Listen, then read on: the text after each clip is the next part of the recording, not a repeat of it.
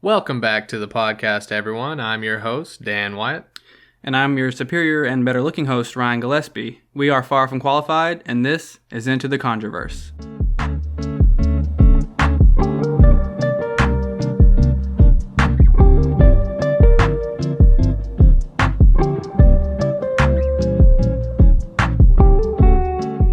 Welcome back, everyone. Episode 6. It's 6 episodes, feels like a lot. It feels like we've been doing it for like 2 years, but it's only been a few weeks. We're on the back end of this thing. I was thinking about that the other day, how I was like, man, when is this podcast over? Yeah. Are we done with this shit yet? No. We got 3 episodes left, which is not bad at all. Yeah. Episode 6, we are on the curse of shit. I didn't even I didn't even get the first one out. Still rolling. Go for it. Yeah. The curse of La Llorona. Yeah. La Llorona. I can't really roll. La Llorona. That's good. La Llorona. Yeah. Yeah. Yeah. But it's it's Hispanic. It's Spanish.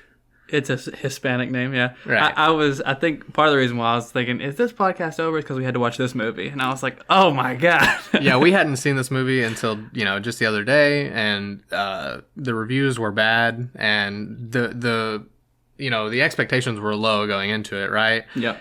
And they were shattered, as in it was pretty bad. Yeah. But and at the same time, there is very little connection to this movie and the other movies. There's just basically one little tie-in. Mm-hmm. So there's a little bit of debate online whether or not this is actually a Conjuring movie.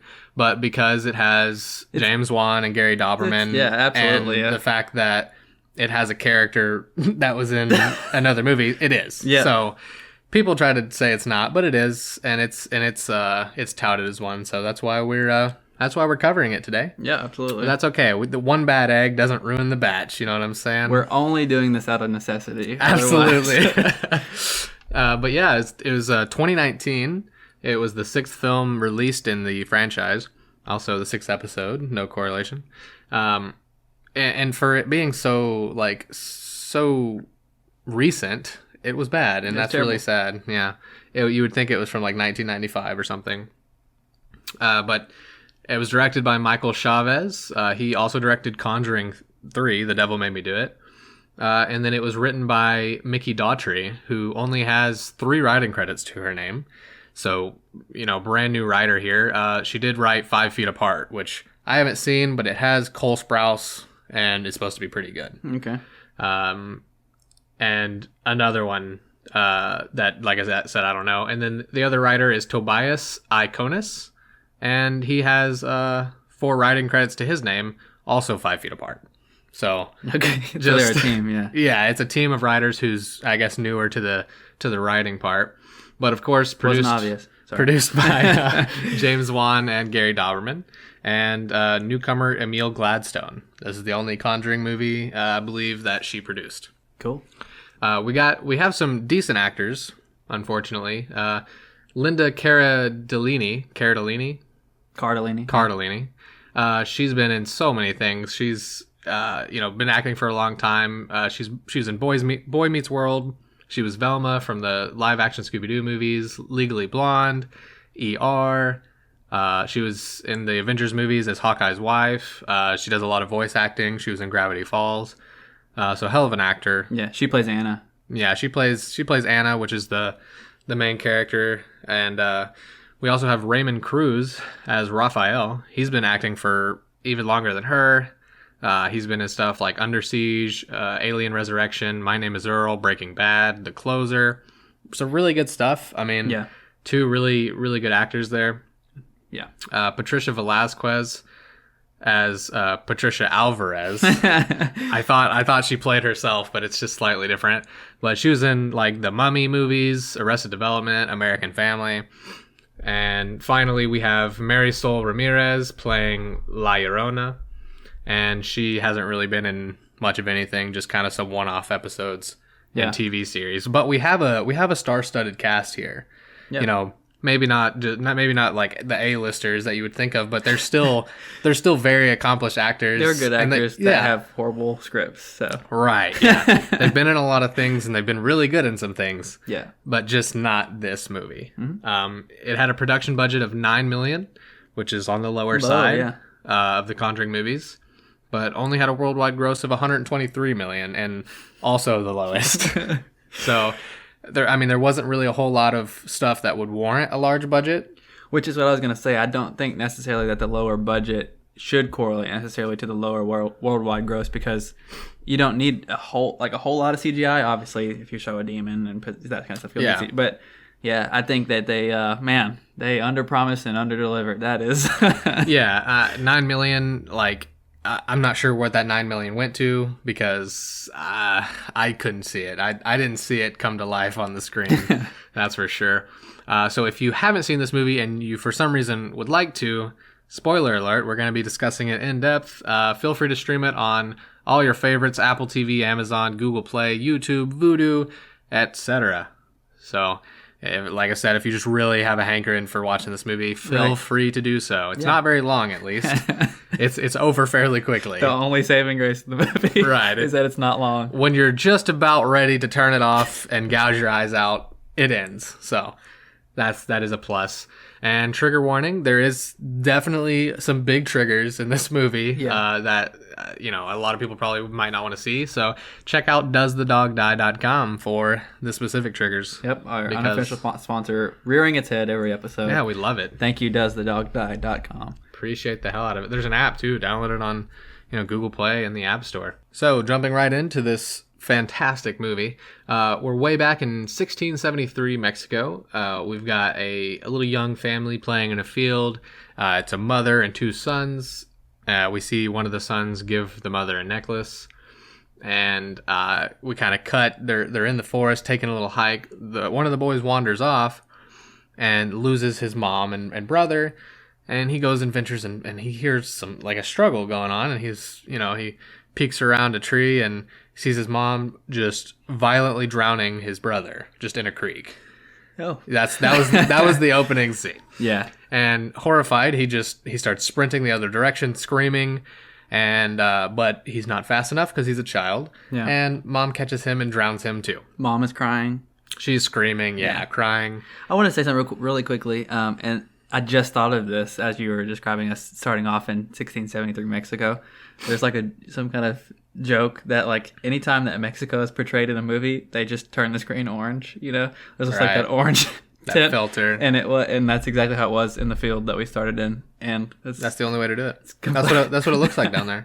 As soon as you cross the border, everything just changes right there. Yeah, I hate that. Super cool. But that was what we saw: the woman murdering her children in cold blood. And then we jump forward 300 years to 1973, Los Angeles.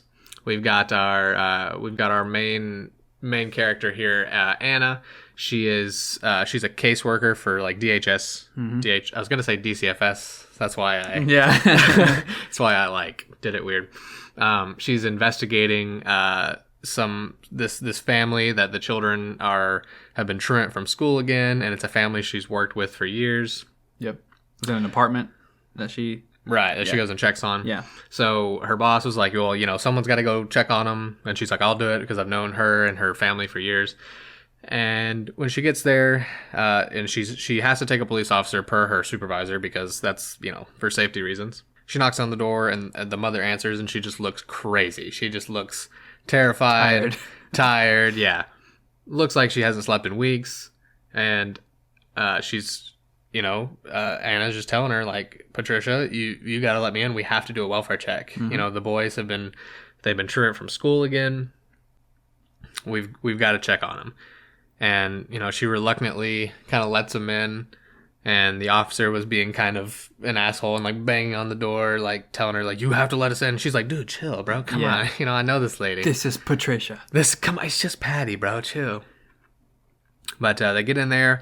And her sons are just not there. And she's like, Patricia, where are the boys at? Yeah. She's like, oh, they're in a safe place. Don't worry about them. Yeah. Don't worry about them. She's like, Patricia, that's not how this works. Right. What do you mean? Kind of our job. So. Right. We're here to check on them. She's kind of walking around the apartment, and there's a door with crazy markings scribbled on it. Yeah. Just completely marked over the whole door, and it's locked. And she's like, Patricia, what's going on? And she's like, you cannot open that door. And she goes to the kitchen to grab water or something, and so Anna is trying to like open the door, and Patricia comes around the corner and freaks the hell out and like goes to attack her. Yeah. I don't know if she has a knife or something from the kitchen. She's about to just, maul her. She's telling her, don't open that door. She's screaming at her. Right. And then the police officer who she told to wait outside, heard the yelling, came busting in and tackled her before she could, hurt Anna. And she had a key around her neck, which Anna grabbed. And when she got hauled away by the police officer, she opens the door, and I thought they were just going to be dead. Like, I was like, oh, these kids are just dead in the closet. But no, she opens it, then they're just chilling there, and they look horrified. They look a little malnourished. They've got burns on their arms, and they're just like, she's like, what the hell? What happened? And they keep saying she did it. And I think Patricia told her, she said La Llorona. I think she told her that while they were fighting, right? No, I don't think so. She doesn't mention La Llorona. She just says whatever. She said, you just cannot open the door. Like, they're safe. I'm protecting them or whatever. Okay. So she gets the boys, and, obviously Patricia is taken by the police because you can't do that to children, apparently. Maybe a few years prior, but not 1973 Los Angeles, that's for sure. They really tightened up on them child laws. I hate to break it to you, but you can't burn your kids and put them in a closet. Can't do that no more, I suppose. It's kind of bullshit if you ask me, but regardless. So they take the children. Patricia goes to jail, I'm assuming. And so they take them to like kind of it looks like a foster home. It also looks like a mental health facility. Not really sure. Maybe like a doctor's office, hospital type thing. But she just tells them, hey, this is where you're going to have to stay for tonight. You'll be safe. Food, water. We'll get all that. And they're obviously freaked out. Well, of course, that night, the boys wake up. Or one of the boys wakes up, sees his brother sleepwalking, just out of the room. And he's like, bro, what the hell are you doing, man? Tomas, yeah. He's like, what the hell? Tomas, what are you doing? Yeah. Starts screaming for his brother to, come back. And he just walks away from him. The light, they're walking down the hallways of this, like I said, child care shelter or something like that. Right, it was really weird. It kind of looked like a hospital, but it was like maybe supposed to be a foster or like orphanage thing. Yeah, and the lights are this dark, nasty blue-green, and they're like a hospital They're lights. Flickering, flickering as they go down, and that's when we see. Yeah, and there's one of those those corner hallway mirrors, and we see we see La Llorona, we see the white women. The white women. White a group of white women just walking down. We see her in the mirror, and boys scream and cut, and then that's we cut away from that scene. Yeah, she broke, and it breaks the mirror too, just a little bit. Right. Anytime that we see her in a mirror. Yeah, we saw her face, and then it just mirror smashed. Yep. The next day, Anna gets a call from like the police or her supervisor, and is like, "Hey, we found the boys in a river." And she's like, "What?" Yeah. So they go down to like. They go down to the river access, and the boys are in body bags already. Luckily, we don't see those dead children.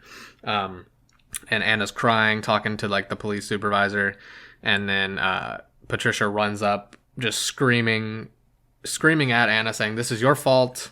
This, I was protecting them from La Llorona. You got them out. You gave them to her. This is your fault." Yeah. And as she's screaming, the police grab her. I don't know where the hell she was. I thought she was in jail. Why is she out of jail? They may have brought her just because. Yeah, that makes sense. Yeah, but also, you have to identify. But that happens. That can happen at the morgue. At the morgue, yeah.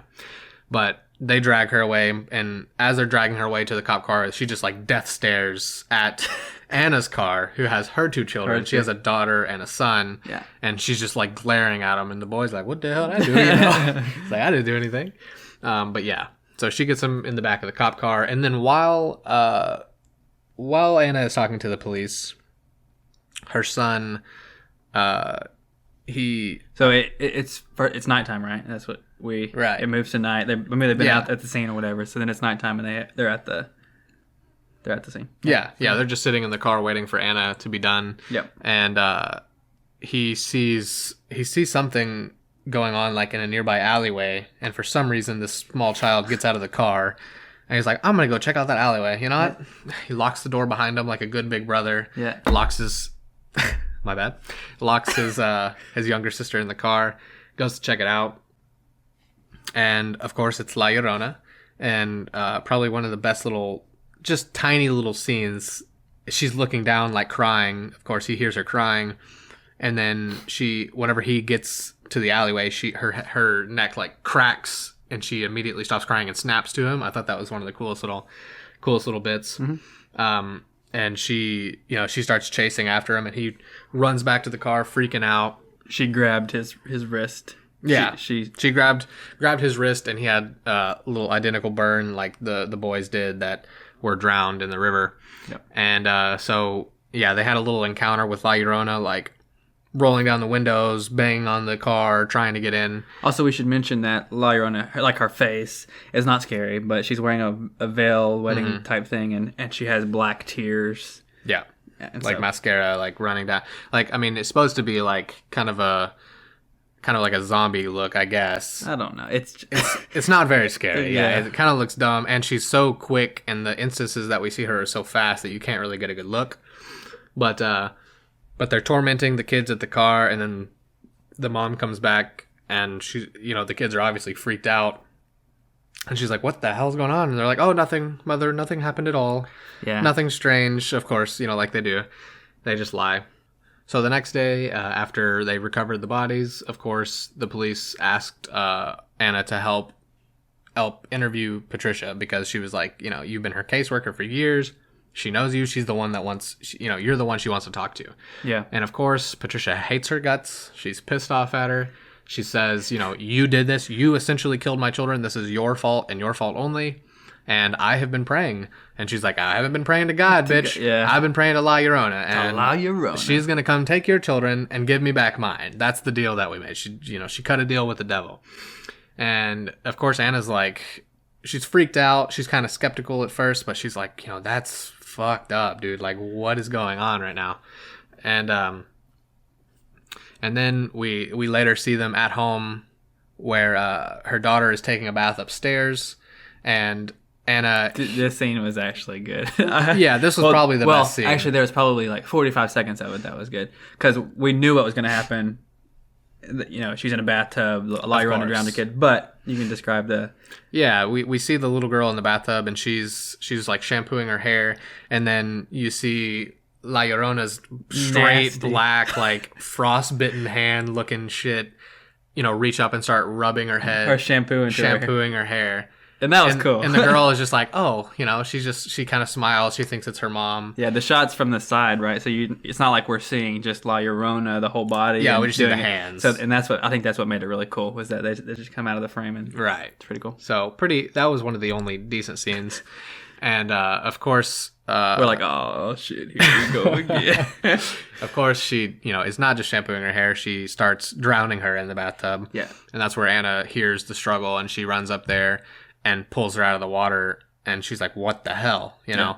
And of course, her daughter has the burn marks on her arm, just like her son Chris did. And I think it's really stupid. One of the stupid things about this movie is that anytime anybody had an encounter with La Llorona would do nothing but lunge at them and grab their arm.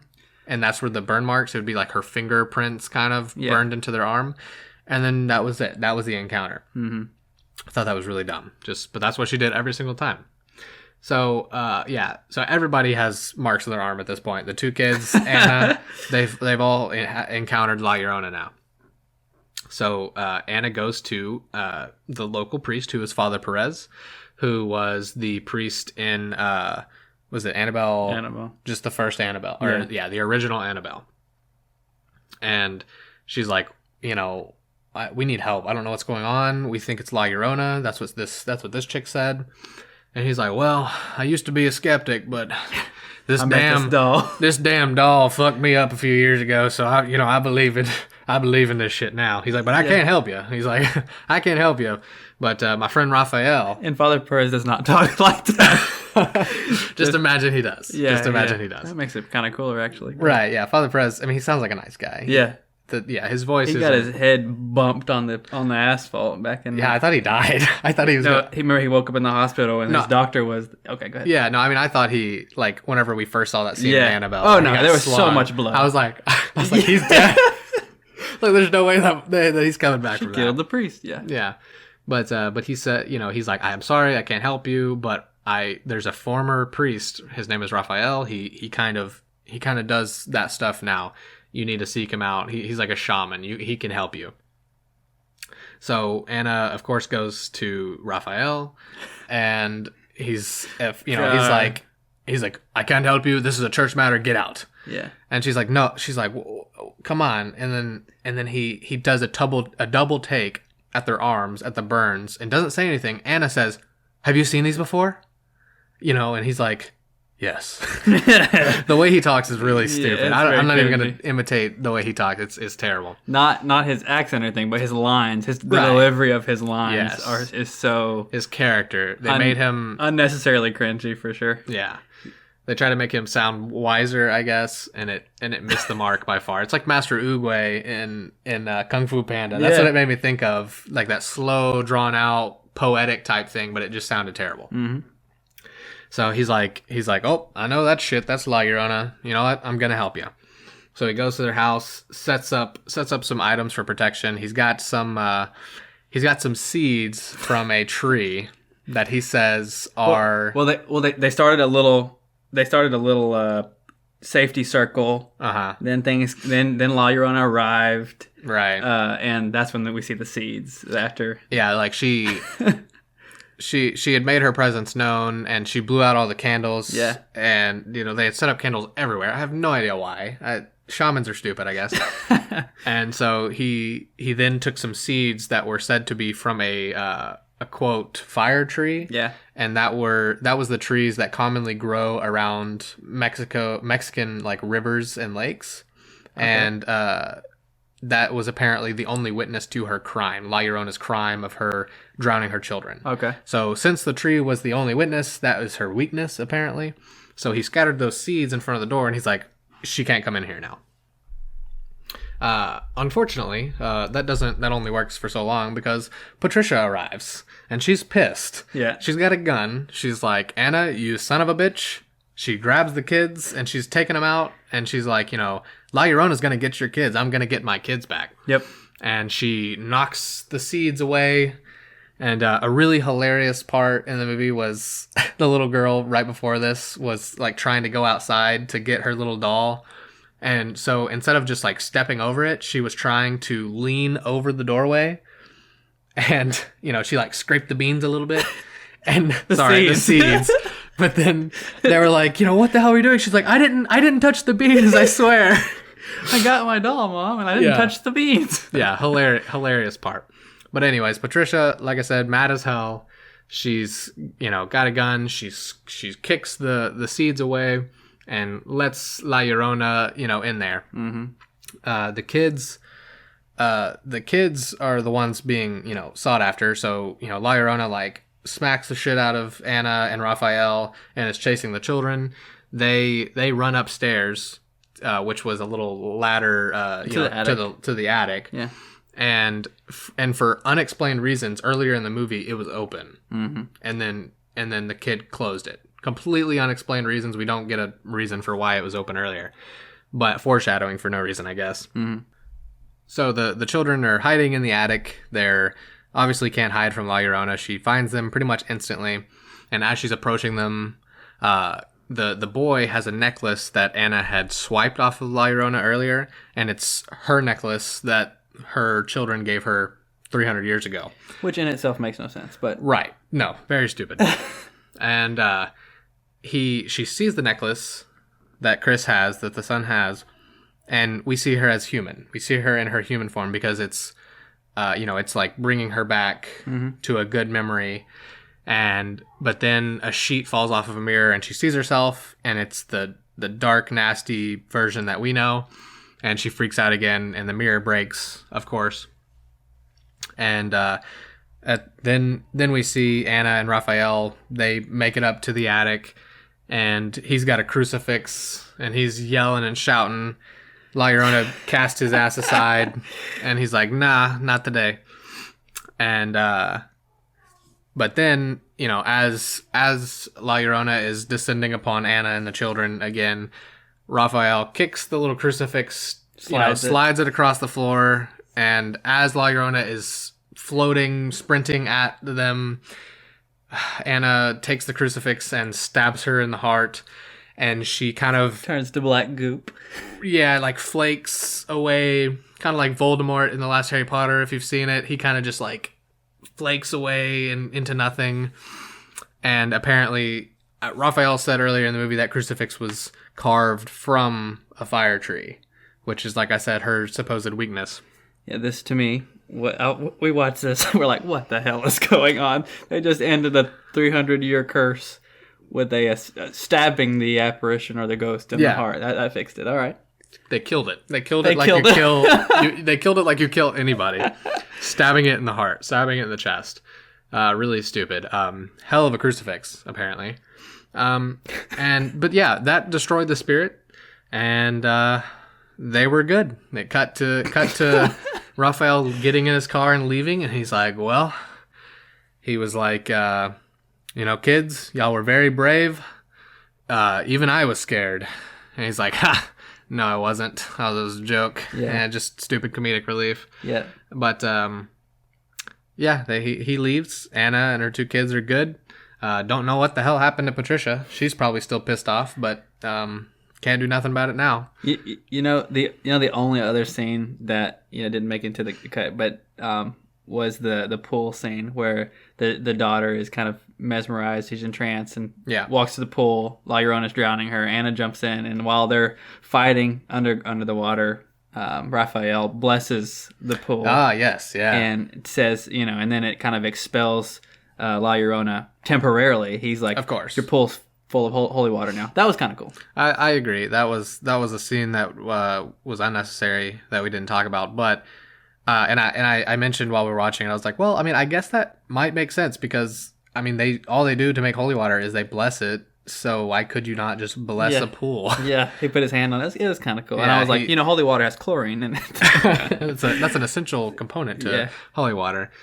Chlorine, maybe salt. I don't know. This could be a saltwater. Yeah, it could be a saltwater holy water. But yeah, that was the movie, and it was a happy ending for everybody except Patricia because her kids are still dead. Her prayer didn't work. Unfortunate.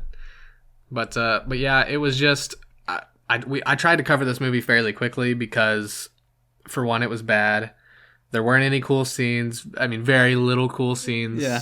The writing was just bad, and it's really like I had a little bit higher expectations than initial because of the actors that were in it. Mm-hmm. So I was like, well, the reviews are fairly bad, but I was like, come on, we got Velma, we got yeah. I made the Scooby-Doo 2 connection last week, right? And then we have Velma. Yeah, it's pretty cool. And then her kid in the middle of the movie is watching Scooby-Doo on the original cartoon, obviously because it's 1973. Yeah, that's kind of an Easter egg. Yeah, just awful movie. Yeah, I would say, and we talked about it too afterward, which was, at least I try to invest myself into the movie enough that I'm willing to be scared, right? I'm putting my attention into the movie. So, if I was to get scared, there's this movie. None of the jump scares. I'll say maybe 90% of the jump scares. There was no effect on me or whatever, but they weren't loud enough.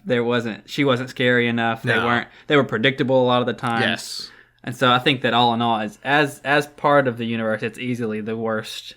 As part of the Conjurverse, it's easily the worst one. Oh, absolutely. Yeah, one of the worst horror movies that I've ever watched. Yeah. I will rating this out of 10.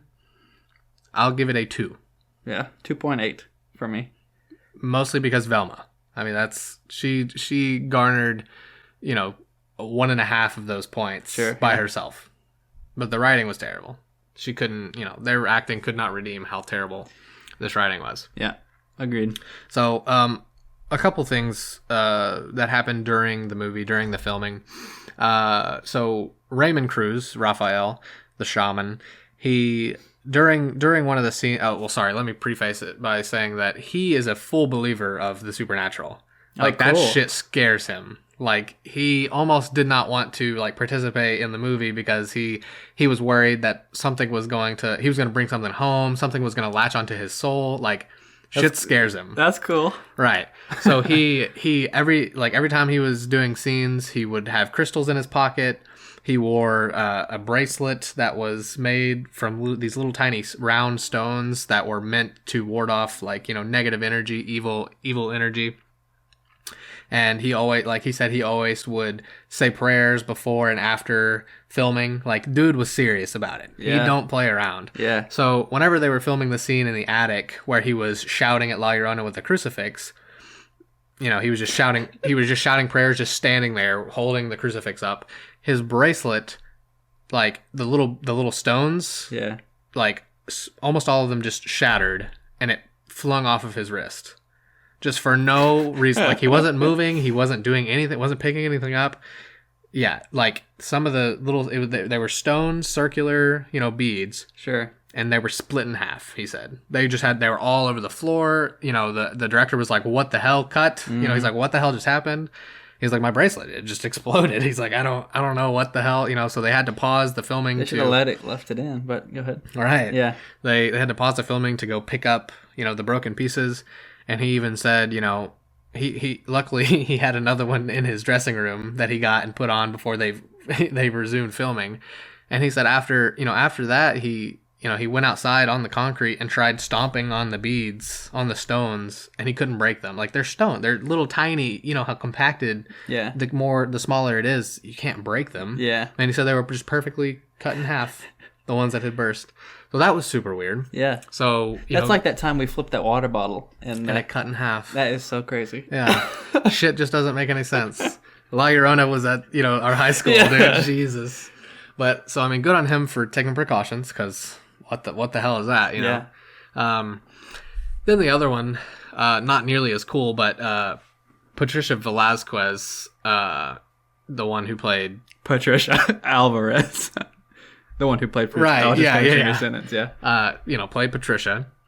She said that many actors will do this exercise. This is her quoting. I don't know if this is true or not, but she said that she learned a little exercise where, like, the night before, like, filming, like, every time she would write a letter to herself saying, quote, "Dear inner self, if it is your will, please allow me to see in a dream tonight the struggle of the character Patricia in this case so I can get closer to you." Now, why the hell would you write that on a piece of paper? And she said she would sign her name and date it, and then, just, like, leave it at her bedside. So she said that night she woke up to, like, the most horrible, blood-curdling scream that she'd ever heard in her life. She said, quote, most horrible thing she had ever heard. And, she immediately thought of her daughter and ran into her room. She tripped over the doorway and, like, busted and gashed her knee open, and, of course, woke her daughter up. And she was like, nothing, sweetie, I'm just checking on you. Go back to bed. And she laid with her for the rest of the night just to make sure she was okay. Obviously, the scream was in a dream, and it woke her up. But she said, like, the next day filming, she felt like she understood what she needed to do as far as playing the mother fighting for her children. And that she also understood how present La Llorona was, and that it wasn't a joke. Like, of course she's Latino, she's Hispanic of some sort, so she maybe grew up with that tale. Yeah, she did a really good job, actually. As for sure. She for what she was given, she played a great, distraught mother, willing to curse another woman, woman's kid. And she was the least experienced actor, too. Yeah, so she did well. She did well. Like, the acting was not bad. Yeah. Apart from Raymond Cruz, but that may not have been his fault. That may have been the direction they told him to go in, and he did it. So yeah. So we heard a few stories on set that happened, but let's talk about the legend of La Llorona, the real legend, not the movie. Yeah. La Llorona is Spanish for weeping woman. It has the story itself has a bunch of elements that can date back to, like, German folktale. German folktale. Dating from back to, like, 1400s. However, the earliest actual reference of La Llorona is a 19th century sonnet by a Mexican poet. So you don't want to say his name? Manuel Carpio. Yeah. Carpio. Carpio, probably. Yeah. So, La Llorona, there's many different versions of how she became, the weeping woman. But she's always depicted as a tall, thin, beautiful woman, long dark hair.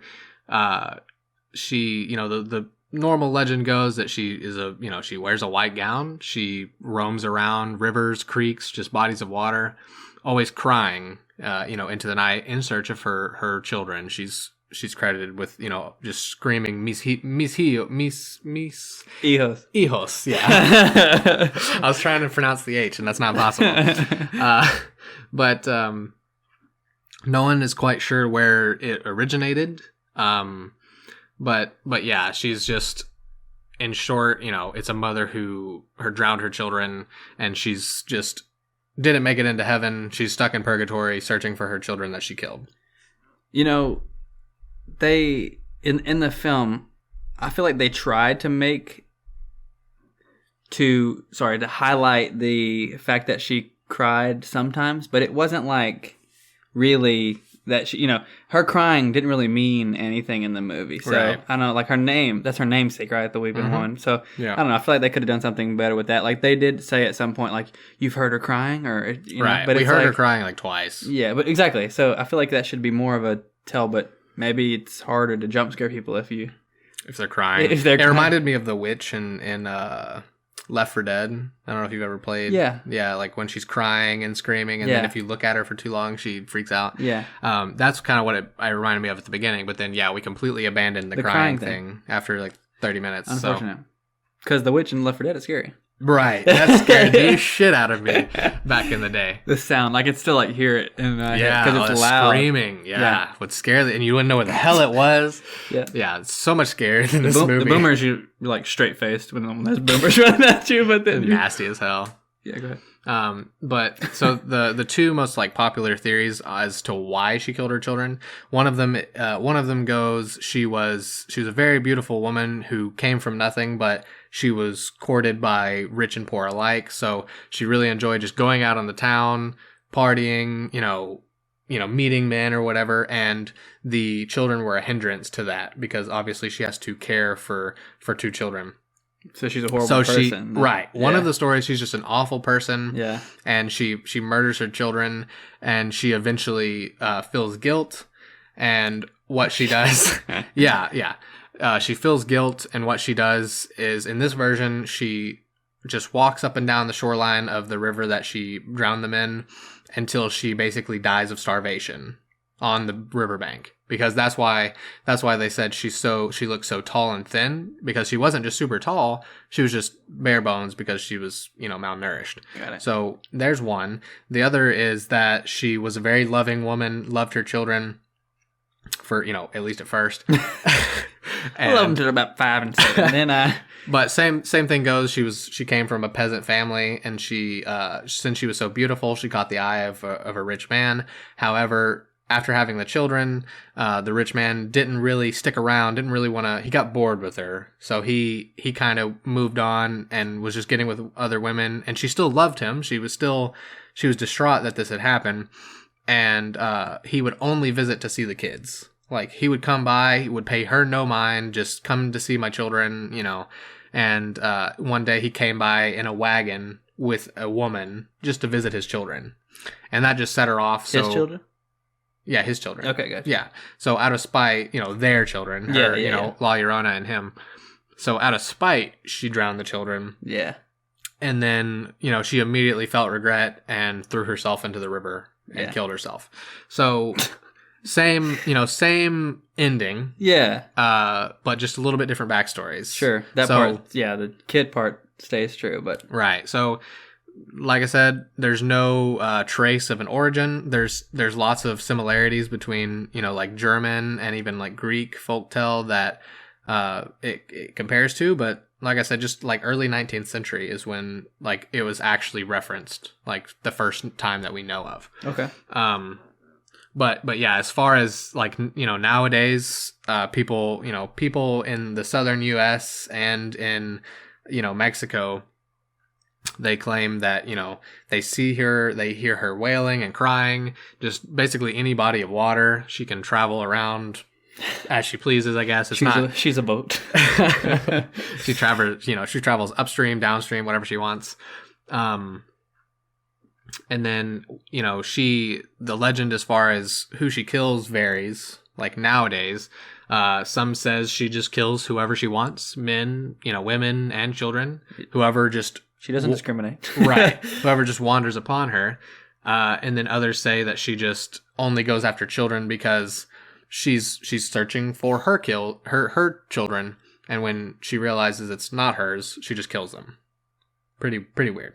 Yeah. She's apparently, in purgatory until she can find her children that she killed, and that's not possible. So she's just killing other children, and but definitely a really interesting legend. Yeah.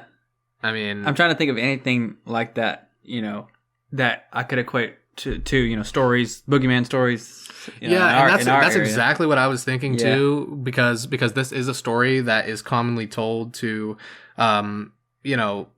mainly Latino children, that if you are bad, or if you disrespect your elders, or if you, if you wander too far away from us or whatever, La Llorona will snatch you. I gotcha. So it is a boogeyman type thing, and I could not equate it to anything. I was never told any of those stories. No. Unfortunately, I was never told that I'd be drowned if I wandered too far away. I was told other things that could happen, but right, yeah.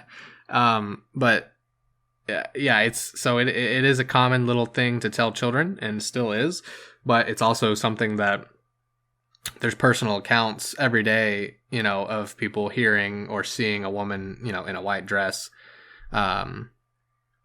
So it's still relevant, obviously, if we're making movies about it in 2019. But yeah, pretty interesting little story. Not a whole lot of evidence to go along with this story, right. But pretty cool nonetheless. It's one of the, this isn't this is a lot different than the other Conjuring movies, because this is a like a local legend kind of thing, instead of a like isolated event with a demon or a ghost. And that was the reason why it's a local legend, yet they decided they were going to kill it. Right. In the local legend. So that's why I was like, and I also want to say that we went back to the 1600s in the film, but we literally don't have any mention of La Llorona before the 1900s. 1800s. So that was kind of random that they did. They literally could have just gone back to like 1863, because that would have at least matched real life, Sure. Like that sonnet, he was born in like the 1840s, and then he died in like early 1900s. So yeah. So really weird choice to not 300 years. I just wanted 300 years for some reason. I don't know. Bad movie, cool story though. I wish I was told. Cool actual story, yeah. Yeah, it's cool. I wish I was told something like awful like that when I was a kid. Me too, man. Maybe I wouldn't have been like such a shithead, right? Yeah. If I backtalked my mother, I was gonna get dragged out to the lake and drowned by a woman in a white dress, I probably would have acted a little better. I don't know. Probably might have been a lot more scared whenever that bottle split in half. We would have thought something else other than just we were like miracle workers. I don't know. Fucking crazy. I was sick though. Yeah. Very similar to the bead story though. Yeah. Because that's what he said. It like that his couldn't happen again if we tried. We could try a million times. No, yeah. That's a 1 in quintillion chance of that happening. But yeah, that was the curse of La Llorona. And like I said, if you listen to this and you didn't watch the movie, just don't. Yeah, just save yourself. We've done. Yeah, you've done it for you. Yeah, you've done enough. You made it through an entire podcast about the movie. But like I said, the real story is cool enough to compensate. But yeah, that's about it. Mm-hmm. Thank you guys for listening and staying along for this joyous episode. Next week will be The Conjuring 2 and Halloween also, which is super dope. We did not plan this at all.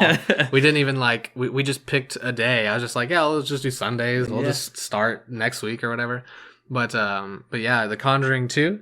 Yeah. Next Sunday, gonna be sick. I promise this movie is so much better than La Llorona. Yeah, so no, we'll cut all that you just said, and then we'll say, we did plan this to happen so that episode 7 happens. Right, yeah. Right on Halloween. Right, not the last episode or anything. Right, because that would be dumb. We would want the second to last episode to fall on Halloween. Exactly. Yeah, because we're just so smart. And that's the plan. So we'll edit it out. Yeah, we'll cut this. This never happened.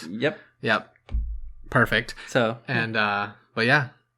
Thanks, guys. Follow us on Facebook, Far From Qualified. Find us on Twitter, FFQ Podcast. YouTube. Even YouTube. Yep. We got every episodes, all the episodes on there, and bloopers because we say a bunch of stupid shit that doesn't make it into the final cut. Mm-hmm. So again, thank you so much. See you next week. Yeah. On Halloween, spooky. Talk to you guys next week. See ya. Woo.